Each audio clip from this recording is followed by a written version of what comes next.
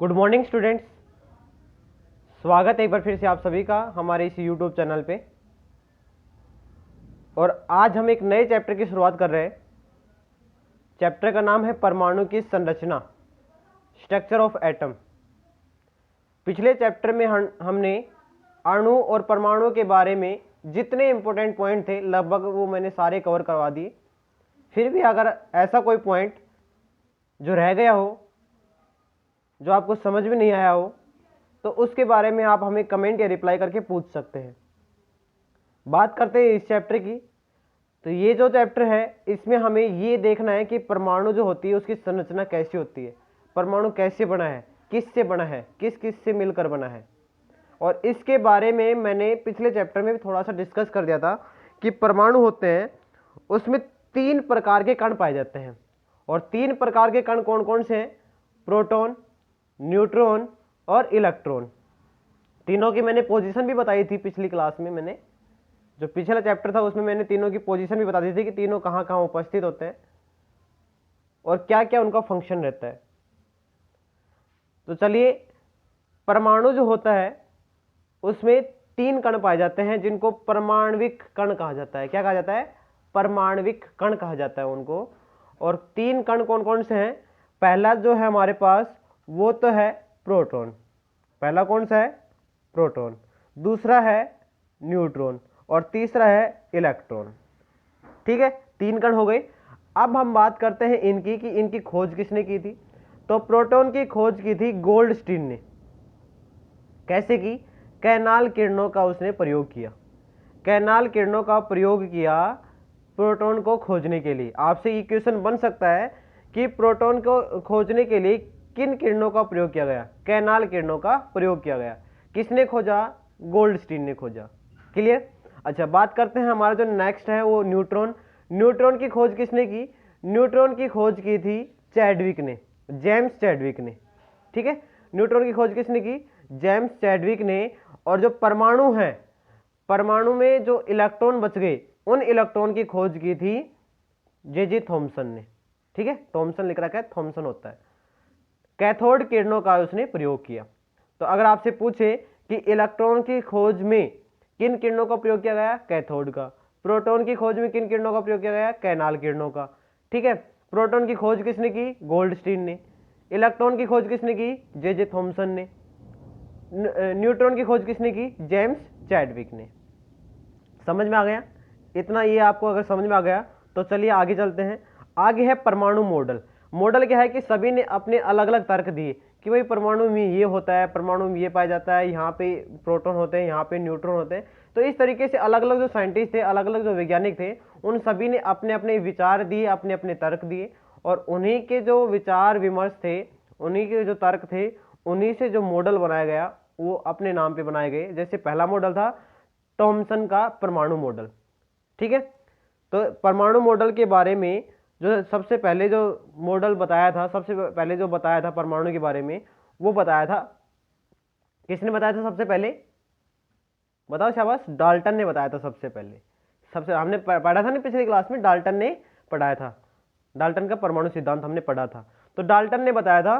तो लेकिन डाल्टन का जो आगे आगे धीरे धीरे उसने कुछ भी नहीं बताया, लेकिन धीरे धीरे जब चेंजमेंट हुआ, जब धीरे धीरे और भी मतलब खोज हुई, तब जाके जो डाल्टन का जो सिद्धांत था वो फेल हो गया।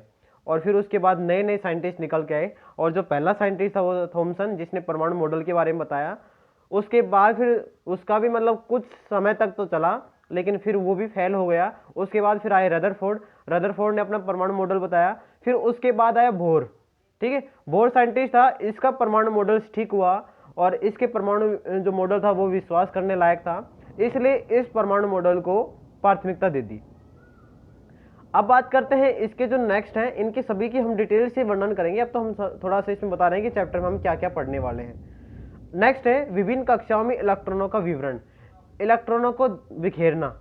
ठीक है, अब इलेक्ट्रॉन कितने, कौन सी कक्षा में कितने इलेक्ट्रॉन होते हैं, कौन सी कक्षा में कितने इलेक्ट्रॉन होते हैं, इनके बारे में मैंने डिटेल से आपको बताया था। और मैंने एक सूत्र भी लिखाया था, कौन सा था? 2n²। याद है? 2n² मैंने लिखवाया था कि जो 2n² है ये फॉर्मूला है, और n यहाँ पे कक्ष की संख्या है। पहले कक्ष में कितने इलेक्ट्रॉन आएंगे, दूसरे कक्ष में कितने इलेक्ट्रॉन आएंगे, तो इस सूत्र की सहायता से हम उसको निकाल सकते हैं। और ये जो नियम था, ये नियम दिया था बोर ने, इसलिए इस नियम का नाम पड़ गया बोरबरी नियम। क्लियर, समझ में आ गया। तो 2n² का जो नियम था वो किसने दिया था? बोर ने, जो साइंटिस्ट बोर थे, नील आर्म्स बोर, उसने दिए थे। ठीक है, चलिए आगे चलते हैं। आगे हमने क्या है, संयोजक कक्ष। संयोजक कक्ष के बारे में देखिए, सुन लीजिए क्या होता है संयोजक कक्ष। मतलब ऐसा कक्ष जिसमें संयोजी इलेक्ट्रॉन होते हैं। अब संयोजी क्या होता है ना, जो मतलब क्रिया करते हैं, जो क्रिया में भाग लेते हैं। हमने बताया था कि जो संयोजक कक्ष होता है वो सबसे भार वाला कक्ष होता है। संयोजकता के बारे में भी मैंने बताया था थोड़ा सा कि संयोजकता क्या होती है। तो उसमें मैंने बताया था कि संयोजकता किसी परमाणु के सबसे भारी, जो भारी कक्ष होता है, सबसे भारीतम कक्ष होता है, उसमें उपस्थित इलेक्ट्रॉनों की संख्या होती है संयोजकता। तो संयोजक कक्ष में भी वही आ जाएगा, संयोजक कक्ष में सेम ही है।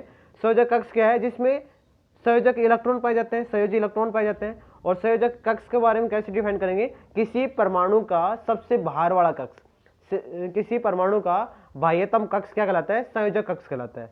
अच्छा, उस कक्ष में जो इलेक्ट्रॉन होते हैं, उन इलेक्ट्रॉनों को संयोजी इलेक्ट्रॉन कहा जाता है। क्या कहा जाता है? संयोजी इलेक्ट्रॉन कहा जाता है। यहां तक क्लियर। उसके बाद नेक्स्ट देख लीजिए, परमाणु संख्या।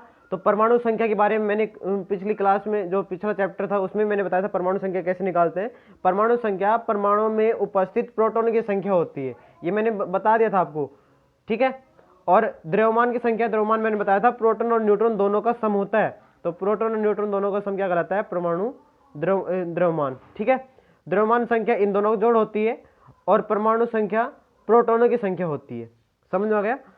यहां तक क्लियर। उसके बाद हम पढ़ेंगे समस्थानिक और समभारिक।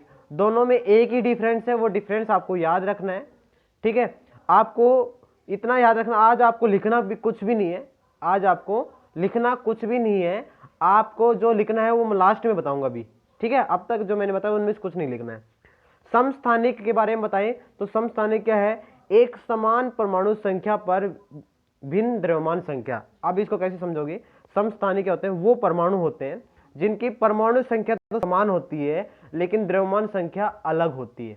एक ही बात है, दोनों में एक ही डिफरेंस है, बस वही डिफरेंस आपको याद रखना है। समस्थानिक में तो परमाणु की संख्या समान होती है और द्रव्यमान संख्या अलग होती है। ठीक है, और समभारिक में क्या होता है? समभारिक देखो, समस्थान, समस्थान का मतलब होगा समान परमाणु संख्या, और समभारिक, भार का मतलब होता है वजन, वजन का मतलब होता है द्रव्यमान, और सम का मतलब समान। तो इसमें क्या समान रहेगा? इसमें द्रव्यमान समान रहेगा और इसमें परमाणु संख्या समान रहेगी। समस्थानिक में परमाणु संख्या समान होती है, समभारिक में परमाणु द्रव्यमान समान होता है। समझ में आ गया? तो समस्थानिक के बारे में और समभारिक के बारे में आपको लिखना है अपनी फेयर नोटबुक में। अब मैंने बताया लिखने के लिए। समस्थानिक और समभारिक के बारे में आपको लिखना है कि समस्थानिक क्या होते हैं। तो समस्थानिक की आपको डेफिनेशन लिखनी है, जो मैं बोल रहा हूं वो लिखनी है आपको। समस्थानिक क्या होते हैं? वे परमाणु जिनकी परमाणु संख्या, वे परमाणु जिनकी परमाणु संख्या समान होती है तथा द्रव्यमान संख्या अलग होती है। ठीक है, दूसरा आप लिखोगे समभारिक के बारे में। तो समभारिक के बारे में क्या लिखोगे? वे परमाणु जिनके परमाणु द्रव्यमान समान होते हैं लेकिन परमाणु संख्या अलग होती है। समझ में आ गया? तो ये आपको समझ में आ जाना चाहिए।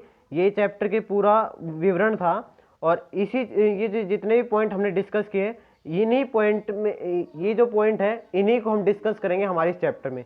तो आज ये चैप्टर का सिर्फ आपको एक स्ट्रक्चर थी, तो हम मतलब किस तरीके से क्या क्या पढ़ेंगे, क्या क्या नहीं पढ़ेंगे, उनके बारे में मैंने आपको बताया। कल से हम चैप्टर स्टार्ट करेंगे। आज आपको सिर्फ 2 ही पॉइंट लिखने हैं, समस्थानिक क्या होते हैं, समभारिक क्या होते हैं। दोनों पॉइंट मैंने आपको बता दिए, सिर्फ इन दोनों के बारे में लिखना अपनी फेयर नोटबुक में, और कुछ भी नहीं लिखना है आपको। क्लियर?